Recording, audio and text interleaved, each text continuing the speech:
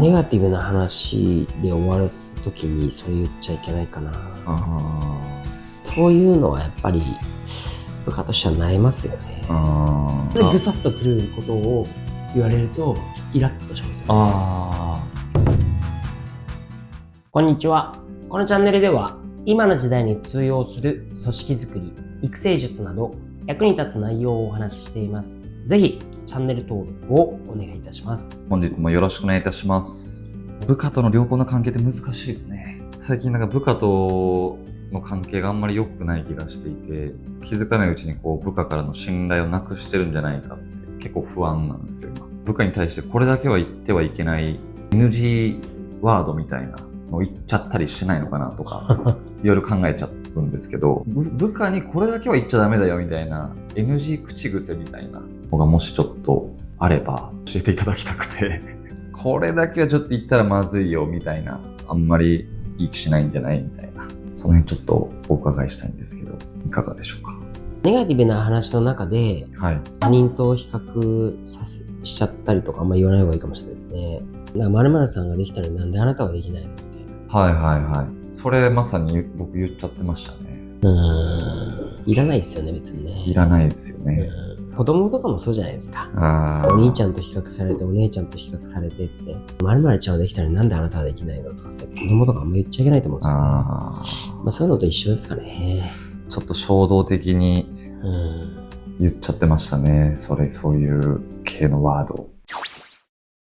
他に何かあったりしますか？あとは、社長が言ってるからやろうとか、部長が言ってるからやろうとか、〇〇が言ってるからやんなきゃいけないんだよとか、そういうのはやっぱり部下としては悩ますよね。じゃあ別にあなたいる意味ないじゃんとか、だったら社長と直接喋っていいですかみたいな。頼りにはされないですよね。なるほどですね。基本的にじゃあもう他人との比較とか批評みたいなのは一切しない方がいいんですか？しない方がいいですよね。他人の、例えば他の従業員のなんか悪口みたいなことを部下には言っちゃいけないですよね。どんだけ関係性が近くても。100歩譲って辞めた人ならまだしも、今いる従業員のあいつこういうこと最悪でさ、マジダメでさ、みたいなのをネガティブな話で終わらすときにそれ言っちゃいけないかな。どう捉えるんですかね、部下は。自分もなんかしたら言われるでしょって。そっか。だから特に自分の部下、例えば自分の部下で A さん、B さん、C さんがいます。A さんに対して B さんの良くないところ、あいつここダメだよね、みたいな。自分のチームのメンバーですよね、みたいな。A さんからしてももう上司言ってるから聞くしかないんだけど、自分も失敗したらこう言われるんだ、みたいな。ちょっと悩ますよね。確かに。ふとした瞬間みんな言っちゃう可能性もあるから、かなり気をつけないといけないですよね。仮になんか言っちゃったとしてもやっぱ悪口にしないようにしないといけないですね。なるほど。悪口で終わらせない。そこのちょっと悪口と、なんていうんですかね。指摘じゃないですけど、そこの住み分けがちょっと難しいなって思って。なるべく指摘は本人にした方がいいですよね。他人に別に他人のことを指摘する理由はないんで。なるほどですね。それがだから例えばなんか上司とさらの上に上司との中で、例えばお前の部署のあの人がこういうことしてたよと。それ良くないから俺もちょっと良くないと思うしと。あいつはあれが悪いよねとかっていうのは、悪いよねで終わらしちゃダメですけど、悪いからこういう風に指導してほしいんだよねみたいな。こういう会話はよくあるかもしれないですけど、こうだからじゃあ指導してほしいんだよねっていうのはまだポジティブに終わるというか、本当ふざけてるよお前んところあいつよみたいなみたいなのはまあやめた方がいいですよね。なるほどですね。自分を否定されてることとやっぱ同義になっちゃったりするので、そこは本当に気をつけないといけないですね。他人との比較、批評、他の人の悪口、それ以外に何かこういうのもちょっとあんま良くないよみたいな NG 口癖。過去に例えばモン社長が上司からなんか言われて信頼できなくなったとか。あるな。ありますか？具体的に何っていう話じゃないですけど、究極ですよ。嫌味みたいに言われるんだったら、それ嫌味言いてんだから、そんなこと言われるよねっていうのはまだ対応できるんですよ。でもなんか、ふとした瞬間に、あ、この人素だみたいな。素で言ってるこんなことみたいな時たまにあるんですよね。なんか。で、ぐさっとくることを言われると、イラッとしますよね。なんかわかる気がするな。例えばそうですね。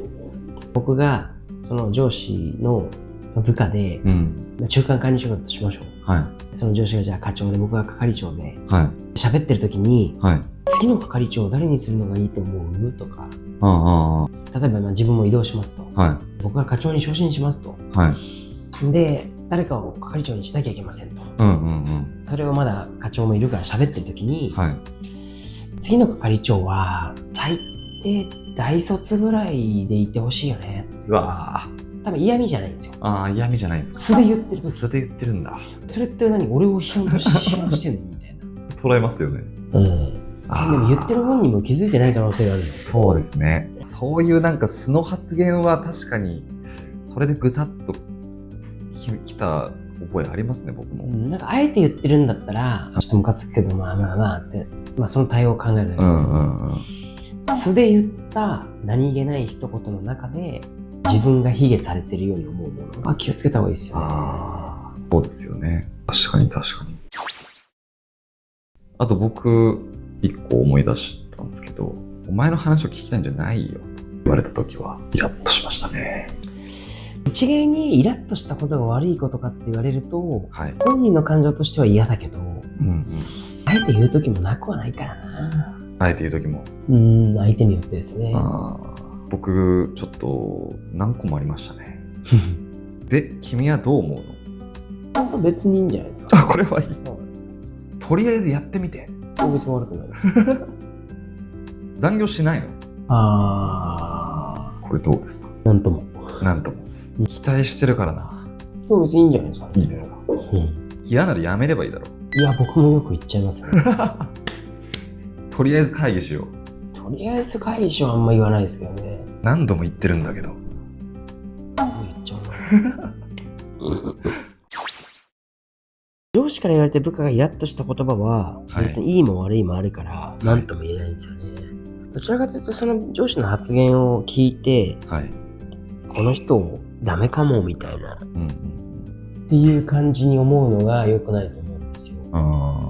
で、中でやっぱりその、二人でいる時に第三者をすごい攻撃する。あとはやっぱ多責にする感じですよね。何々がないから、何々ができたのにね、とか。会社がこういう予算をつけてくれればできたのにとか、あんまりそういうこと言いすぎると、この人多責だからダメだな。